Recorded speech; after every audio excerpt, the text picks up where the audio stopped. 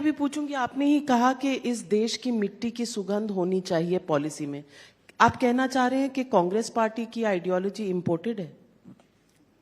मैंने ऐसा नहीं कहा है। ज्यादा मेहनत करे बगैर, ज्यादा विचार विमर्श करे बगैर उस वक्त दुनिया में जो प्रचलित था, चलन में था, इसको स्वीकार कर लिया। मनसा होगी नहीं होगी मुझे मालूम नहीं, इतनी भी एक्सरसाइज करी होगी नहीं करी होगी मुझे मालूम नहीं, मगर हमने इसको हमेशा भारत के अनुकूल बनाना चाहा है। जैसे मैं आपको बताता हूं, अभी क्रिमिनल जस्टिस सिस्टम के 3 कानून जो 160 साल पुराने थे, हमने उसको भारतीय न्याय के कंसेप्ट के हिसाब से रीबिल्ड करा है और उसमें दंड की जगह न्याय को केंद्र बिंदु में लाने का प्रयास किया है। और ढेर सारा इसमें हमारी मिट्टी की सुगंध भी है।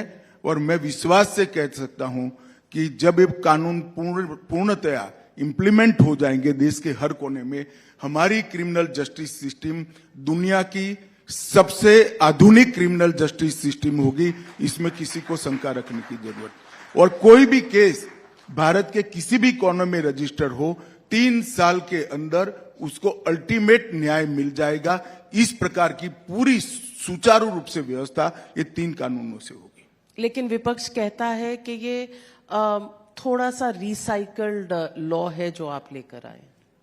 देखिए, मैं नहीं समझता कि विपक्ष किस तरह से, क्या विपक्ष से अपेक्षा भी नहीं कर सकते, उनको विरोध ही करना पड़ेगा, क्योंकि इन्होंने अंग्रेजों के बनाए हुए कानून इतने समय तक चलाए हैं। मगर आप जब एक विपक्ष कहता है, इसका एनालिसिस भी नहीं करते, आप इतने सीनियर जर्नलिस्ट हैं नाते, कि इस देश की क्रिमिनल जस्टिस सिस्टम के 3 कानूनों में टेररिज्म की डेफिनेशन ही नहीं थी, संगठित अपराध का कोई चैप्टर ही नहीं था, आर्थिक अपराध नाम की कोई व्याख्या ही नहीं थी, टेक्नोलॉजी का कोई स्थान नहीं था, वीडियो कॉन्फ्रेंस की कोई जगह नहीं थी, एफएसएल का कोई जगह नहीं था, परिपत्रों जैसा कानूनी प्रोविजन नहीं था, जल्दी न्याय देने के लिए कोई सुविधा नहीं थी। कम से कम मैं कह सकता हूं कि कुल मिलाकर 600 में से 400 से ज्यादा धाराएं बदली गई और 65 धाराएं नई इंट्रोड्यूस की गई है।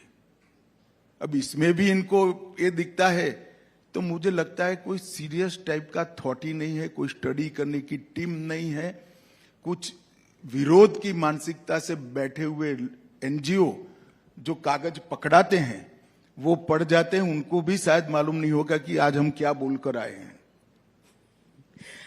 मैं पूछना चाहती हूं कि ये चुनाव एनडीए बनाम इंडिया गठबंधन है। क्या इंडिया गठबंधन की सारी पार्टियां आपको एक साथ ऑपोजिशन दे पाएंगी जिस तरह से उन्होंने शुरू किया था? देखिए, चुनाव एनडीए बनाम इंडिया गठबंधन नहीं है, ये चुनाव घोर निराशा और उज्जवल भविष्य के बीच में है।